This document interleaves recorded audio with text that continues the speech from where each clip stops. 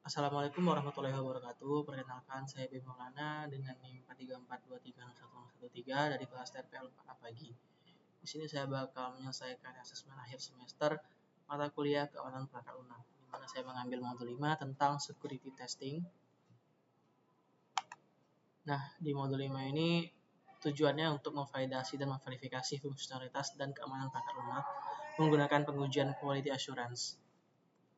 Nah, yang pertama ada validasi attack surface, di mana ini bermaksud untuk memverifikasi keberadaan dan keefektifan kontrol keamanan yang dirancang dan diimplementasikan dalam perangkat lunak.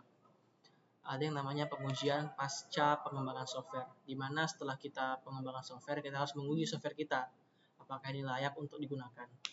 Dengan menggunakan dynamic code analysis, yaitu pemeriksaan kode saat program dijalankan. Lalu ada pengujian keamanan, ada tiga. Yang pertama ada white box testing, di mana kita menguji perangkat lunak, tapi kita tahu source code-nya, kita tahu flow bisnisnya. Yang kedua ada black box testing. Ini testing yang kita lakukan tanpa kita tahu proses bisnisnya maupun source code-nya. Ini lebih ke testing yang dilakukan oleh orang random, bukan developernya. Lalu yang terakhir ada pengujian validasi kriptografi, di mana kita menguji atau memastikan aplikasi kita menerapkan mekanisme kriptografi menggunakan algoritma kriptografi yang tepat dan best practice pada manajemen kunci. Lalu ada yang namanya melakukan pengujian untuk quality assurance, di mana maksudnya ini untuk menerapkan berbagai jenis pengujian dan bagaimana pengujian tersebut dapat dilakukan dan membuktikan keamanan dari kode yang dikembangkan dalam fase pengembangan secure SDLC.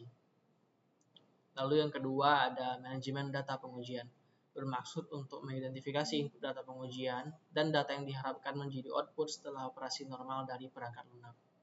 Yang pertama, identifikasi output data pengujian. Ini kita harus mengidentifikasi output yang kita harapkan dari pengujian yang akan dilakukan. Yang kedua, ada pengujian dengan transaksi sintetis. Ini maksudnya kita melakukan pengujian input dengan data dummy ataupun data asalan yang tidak bakal kita simpan dalam aplikasi kita. Yang intinya data ini tidak akan ada hubungannya dengan business flow dari aplikasi kita. Lanjut, ada juga tool yang dapat digunakan dalam manajemen data pengujian untuk membuat subset data keseluruhan ataupun biar bisa mengurangi kekhawatiran yang menyertai pembuatan serta pengelolaan data pengujian berkualitas tersebut. Toolnya tuh tersedia secara otomatis yang bisa membuat kita melakukan pengujian secara otomatis juga. Lalu ada pelaporan dan pelacakan cacat, di mana untuk melaporkan cacat atau detect atau flow, kemudian melacak coding bug ataupun kerentanan yang ada di aplikasi kita, ada anomali perilaku, error, fault, dan juga kerentanan yang sudah saya sebutkan tadi. Di mana pelaporan cacat harus komprehensif dan cukup rinci untuk memberikan tim pengembangan informasi yang diperlukan untuk menentukan akar penyebab atau root cause dari permasalahan tersebut dan cara untuk mengatasinya.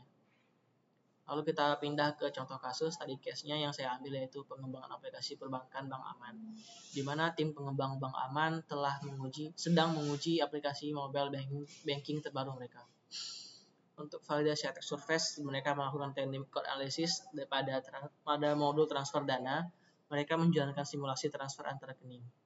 Lalu untuk memastikan tidak ada celah keamanan pada proses transaksi berlangsung, mereka melakukan secara white box, yaitu dengan akses penuh ke kode sumber untuk memeriksa alur data dari input pengguna hingga penyimpanan di database, agar bisa dipastikan validasi input yang ketat dan bahwa data sensitif dienkripsi dengan benar saat transit.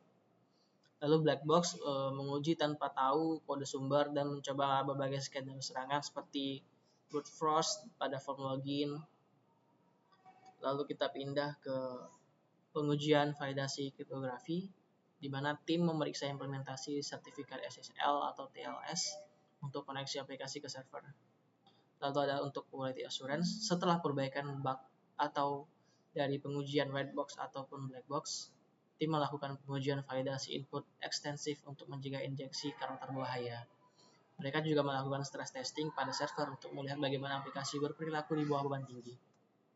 Nah, untuk manajemen data pengujian, pada fitur transfer dana, tim tidak menggunakan data rekening nasabah sungguhan. Mereka membuat data dummy dari nasabah dan juga saldo yang fiktif juga.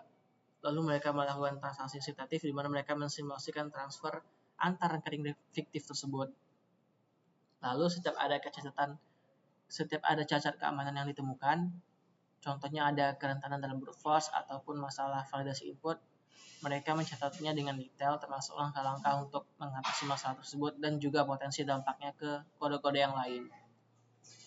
Lalu lapornya ini diserahkan kepada tim pengembang untuk diperbaiki dan dilacak secara tuntas.